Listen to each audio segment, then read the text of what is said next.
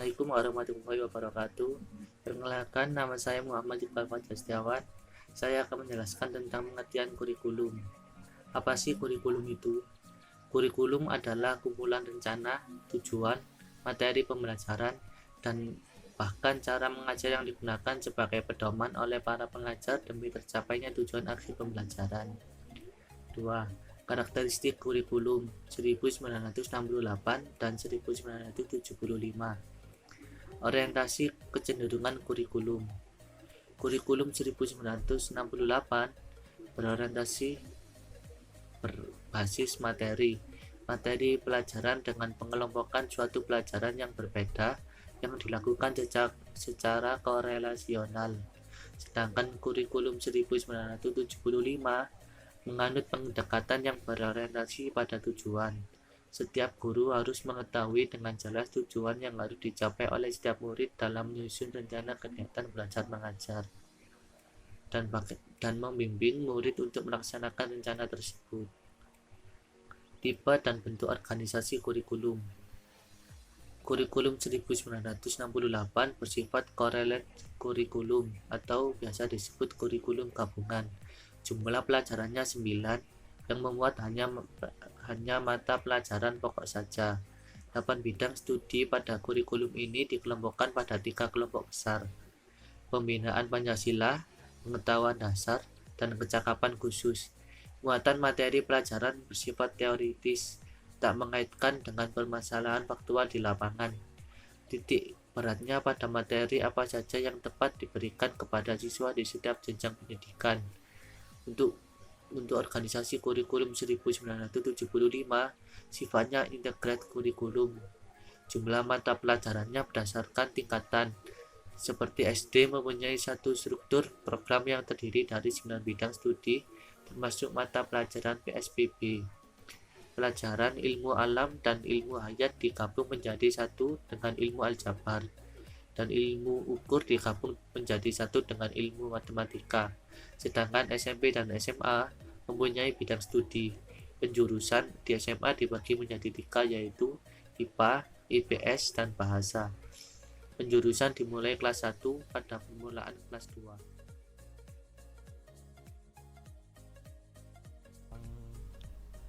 Selanjutnya adalah jenis program. Yang tahun 1968 itu pendekatannya lebih menekankan pada strategi dalam perencanaan yang berorientasi pada tujuan akhir yang akan dicapai.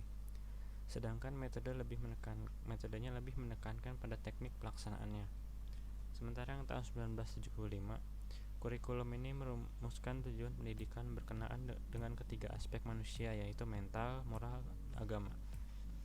Program pendidikan umum yang wajib diikuti oleh semua peserta didik. Lalu selanjutnya tujuannya. Tujuan dari kurikulum 1968 bertujuan bahwa pendidikan ditekankan pada upaya untuk membentuk manusia Pancasila sejati, kuat, sehat, jasmani, mempertinggi kecerdasan dan keterampilan jasmani, baik moral, budi pekerti, dan keyakinan beragama. Isi pendidikan diarahkan pada kegiatan mempertinggi kecerdasan dan keterampilan, serta mengembangkan fisik yang sehat dan kuat. Sementara pada tahun 1975, tujuan pendidikan dirumuskan menjadi membentuk 9 manusia pembangunan yang berpancasila dan untuk manusia Indonesia yang sehat jasmani dan rohaninya, memiliki pengetahuan dan keterampilan, dapat mengembangkan kreativitas dan tanggung jawab, dapat menyuburkan sikap demokrasi dan penuh tenggang rasa, dapat mengembangkan kecerdasan yang tinggi dan disertai budi pekerti yang luhur, mencintai bangsanya dan mencintai sesama manusia sesuai dengan ketentuan yang termaksud dalam Undang-Undang Dasar 1945. Lalu bahan kajiannya. Pada tahun 1968, di SD sendiri untuk pertama kali dituliskan mata pelajaran pendidikan kesenian, seni rupa, baik itu seni rupa, seni suara, dan seni tari. Sementara di SMU, mata pelajaran menggambar tangan dan menggambar mistar dimulai pada Sementara di SMU, mata pelajarannya dimulai dalam menggambar tangan dan menggambar mistar. Tahun 1970, pengaruh Amerika Serikat menguat. Pendidikan seni difungsikan untuk mengembangkan potensi kreatif sehingga pendekatan ekspresi kreatif. Profil guru dipermasalahkan, seniman atau guru yang berkemampuan seniman. Hasilnya, guru seni adalah guru yang mampu membimbing kegiatan seni. Sementara pada 1975, terjadi perubahan yang menyeluruh pada mata pelajaran ekspresi yang sebelumnya dikenal dengan mata pelajaran menggambar dan seni suara. Pembaruan ini dilakukan dengan mengganti nama pelajaran itu menjadi pendidikan kesenian. Sedangkan isi dari bidang pendidikan keseniannya merupakan penggabungan pembelajaran menggambar dan seni suara ditambah sub bidang studi lain, yaitu seni teater dan seni tari.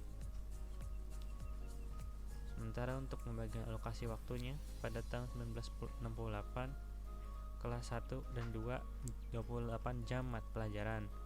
Masing-masing pelajaran itu 30 menit. Lalu kelas 3, 4, 5, dan 6 40 jam pelajaran, yang masing-masing jam pelajarannya itu 40 menit. Sementara pada tahun 1975, alokasi waktu kurikulum 1975 yaitu pelajaran seminggu 36 jam dan 42 jam. Dan disarankan juga agar setiap pelajaran hendaknya tidak diberikan dalam 1 jam pelajaran saja untuk 1 minggu, melainkan antara 2 jam dan sebanyak-banyaknya 3 jam pada setiap pertemuan. Lalu kita mulai masuk di kekurangan dan kelebihannya. Kekurangan dan kelebihan pada kurikulum 1968 itu, kita mulai dari kelebihannya terlebih dahulu. Kurikulum 1968 dibuat untuk diterapkan secara rasional sebagai pedoman pendidikan, dan penerapannya diberi kebebasan kepada setiap daerah sesuai dengan kondisi dan situasi daerah tersebut. Lalu kurikulum 1968 telah dikembangkan secara otonomi, yang berarti semua komponen kurikulum dilaksanakan oleh sekolah. Lalu sistem pembelajaran di ruang kelas diserahkan kepada guru asal tujuan pendidikan dapat tercapai. Keempat, kurikulum 1968 berupaya mendorong pengembangan setiap daerah dalam hal kreativitas dan persaingan kompetitif, baik sekolah dan guru untuk mengembangkan kurikulum. Kelima, kurikulum ini memberikan kesempatan kepada tamatan untuk melanjutkan pendidikan ke jenjang selanjutnya. Sementara kekurangannya adalah muatan materi pada masing-masing mata pelajaran masih bersifat teoritis. Mata pelajaran belum terikat erat dan keadaan nyata di lingkungan sekitar. Lalu yang terakhir adalah hanya membuat mata pelajaran pokok saja. Ada kelebihan dan kekurangan kurikulum 1975.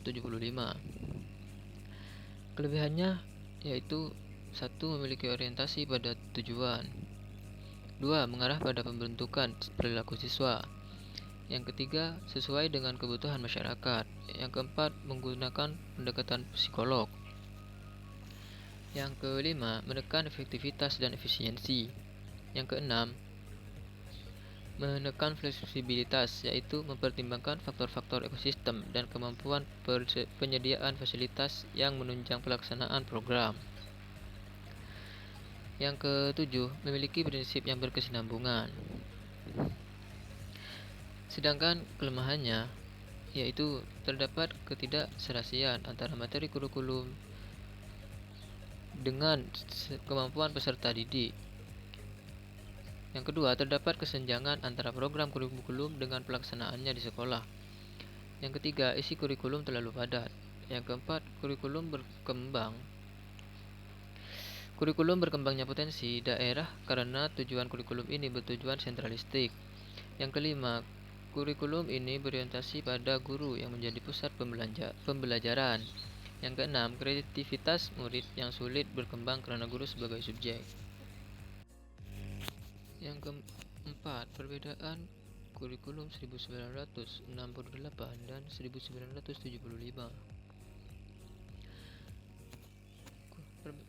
Untuk kurikulum 1968 yaitu memiliki tujuan agar pendidikan ditetapkan pada upaya untuk membentuk manusia Pancasila sejati, kuat dan sehat jasmani, mempertinggi kecerdasan dan keterampilan jasmani, moral, budi pekerti, dan keyakinan beragama. Isi pendidikan diarahkan pada kegiatan mempertinggi kecerdasan dan keterampilan, serta mengembangkan fisik yang sehat dan kuat. Pada kurikulum ini menekankan pendekatan organisasi materi pembelajaran kelompok, pembinaan Pancasila, pengetahuan dasar, dan kecakapan khusus. Sedangkan pada kurikulum 1975 menekankan pada tujuan agar pendidikan lebih efisien lebih efektif.